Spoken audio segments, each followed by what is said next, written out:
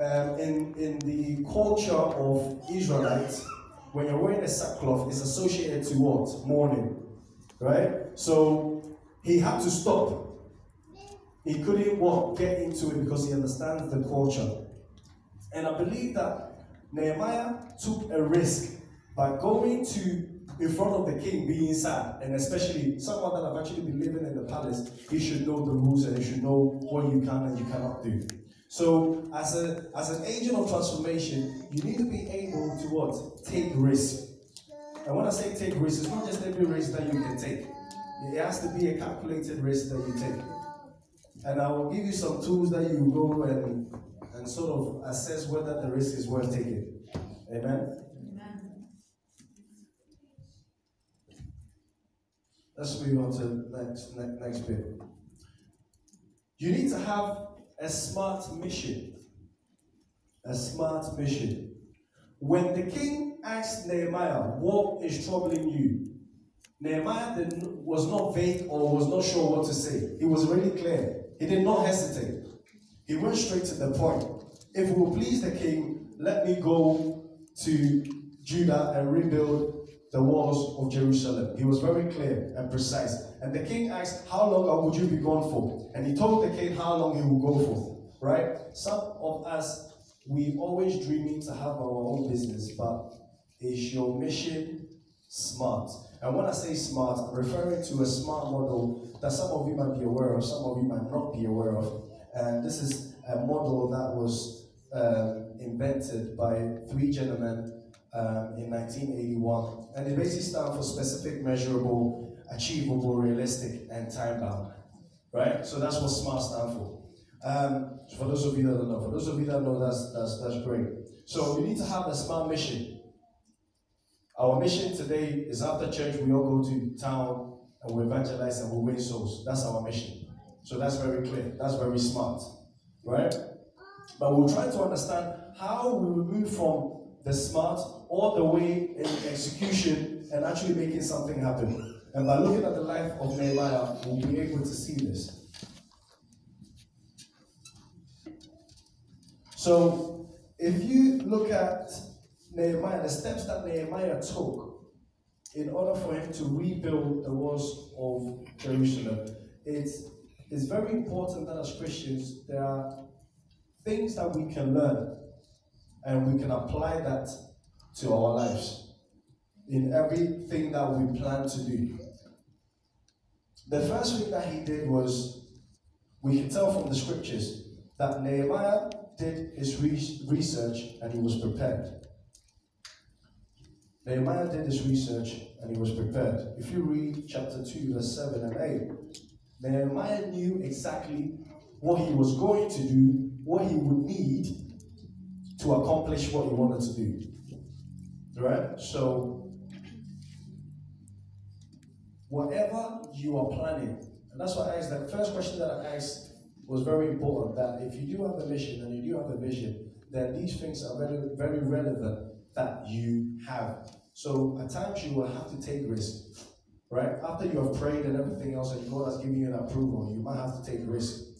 Right? You need to have a smart mission. And the smart mission that you have, some people might think that, oh, I don't really have a mission. I don't know whether it's smart enough. The only way to find out is to ask yourself some questions. What is the end goal? What do you want to achieve? That might help you for you to do some reverse engineering and then understand the steps you need to take to get to that end goal. Right?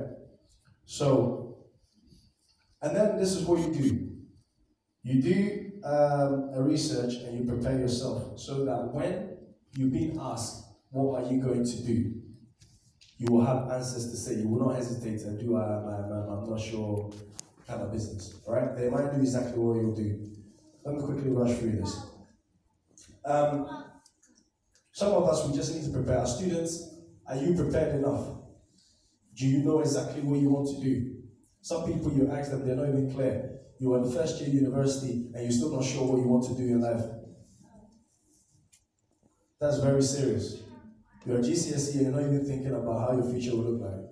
Yes, God will help you, but there are certain things that clearly we can see that Nehemiah did in order for him to be able to accomplish his mission. After you fast and you pray and you speak to God, there are people that can help you, but you need to come prepared.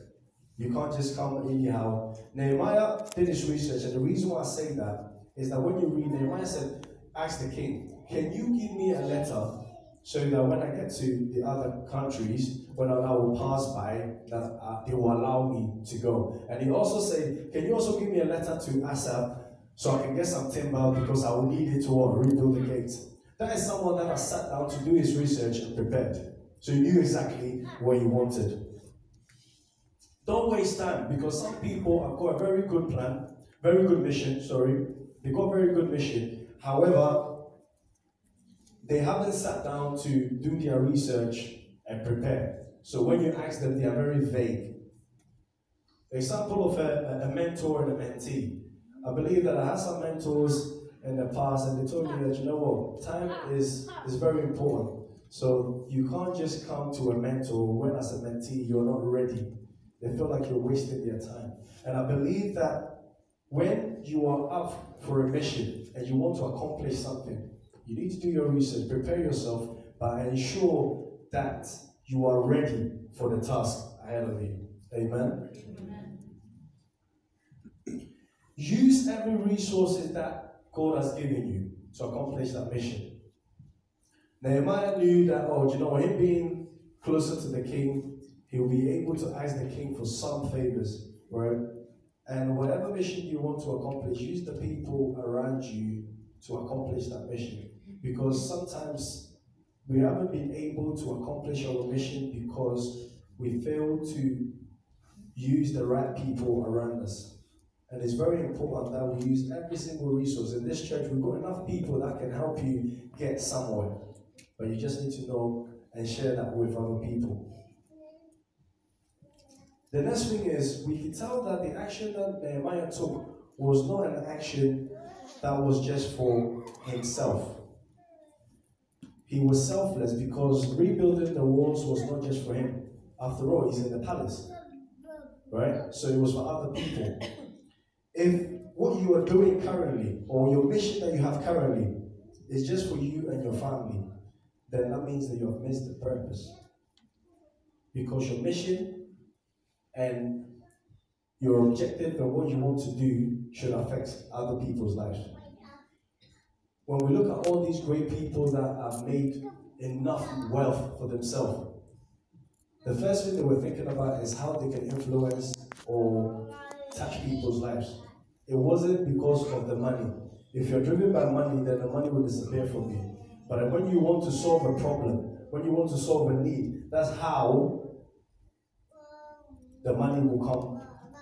People are chasing after the wrong things. And I believe that it's about time that our missions are very clear and we become selfless of ourselves and think about other people. As an agent of transformation, that's what your thinking process should be. You need to be selfless.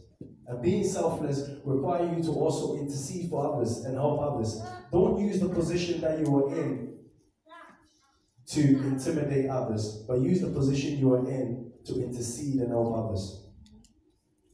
Because sometimes you can be in a position where you can help someone, even within this church. Oh, you're a nurse, someone wants to become a nurse, they will speak to you. You're a technologist, someone wants to speak to you about technology. But some people get to someone, and I think this is very common to especially black people. Sorry,